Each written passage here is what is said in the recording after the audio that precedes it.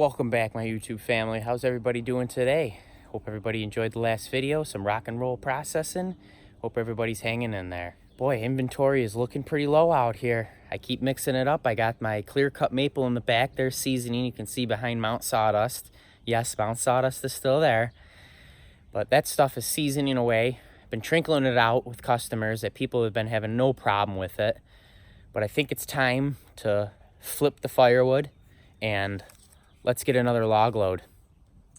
So any of my previous family and subscribers, you all been watching me harvest this maple and it's been going great. I got quite a pile here going. It's hard to justify on camera how much wood is actually here, but there's quite a bit. Beautiful size processor grade material, all cut 13 foot long. Look at it, it's already growing back. This stuff is just gonna breeze right through. This is the joy of cutting my own material, and this is what I call double dipping into the firewood industry. So having these little jobs is super convenient to be able to double dip and jump around. You know, obviously my profit margin is high up on going out, procuring the wood all myself. But however, it is a very high marginal work and effort to get that pile of wood right there. An extreme amount of work and also an extreme amount of time, in which we all know time is money in the firewood world as well. So what I do that's worked for me in the future is I double dip. I like getting log loads and I flip my money. If I spend $1 and I can make $2, it's well worth it. It saves me a lot of time, saves me the wear and tear on my equipment, and more safe because I'm on my landing and not out in the woods with the chances of an accident. Growing up, you know, their parents or the gesture and the saying would always be, does money grow on trees? And it doesn't grow on trees, but I actually kind of disagree in a way, my friends. It actually does grow on trees because it is the tree. So the tree grows the money, and it's all on the effort you want to take towards it. So whether it's a pile of logs that you want to put the effort in and go out in the woods and get yourself, or a log load, it's going to be coming here shortly.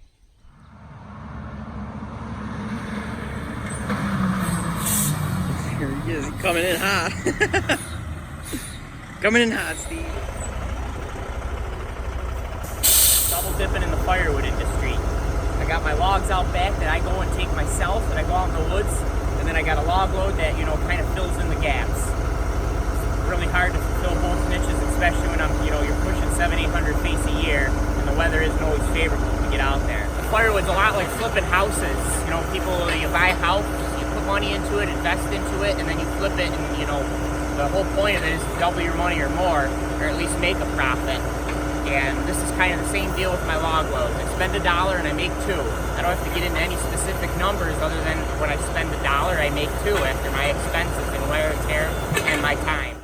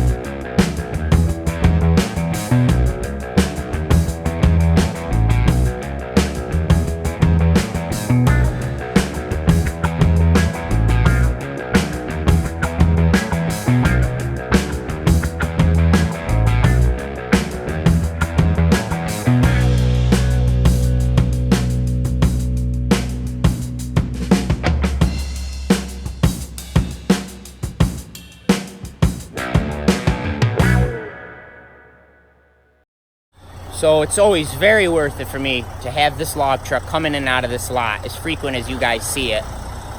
Sometimes to some of you it may seem kind of counterproductive, but in the firewood world, if you did it for a living, you know that it's most certainly not. Like I was explaining to you, to be able to save yourself the time and energy and wear and tear on your equipment, to have, you know, these guys come in and drop a log load off, bam, like that. And not only that, you know, guys, but you're supporting this other gentleman too as well. You know, he's got a tough road, tough business that they go through.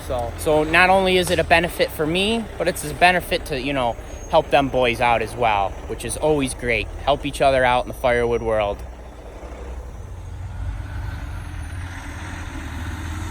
Beautiful truck. Nice and smooth. See you again there, my friend. So firewood is very much like, you know, flipping the house world, you know, just like I was talking to you guys earlier there.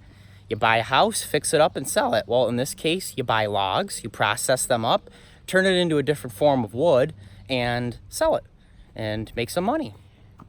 And the whole point of this obviously keeps, you know, snowballing into a point where it allows me to keep my equipment going. It allows me to keep wood going out my door, which keeps customers happy, which keeps people coming back to buy more wood. Just keeps, you know, it's a snowball trickle effect. It allows me to keep my machines running out in the woods, because I keep wood going out the door, which keeps money coming into my pocket, and it's like a never-ending flow.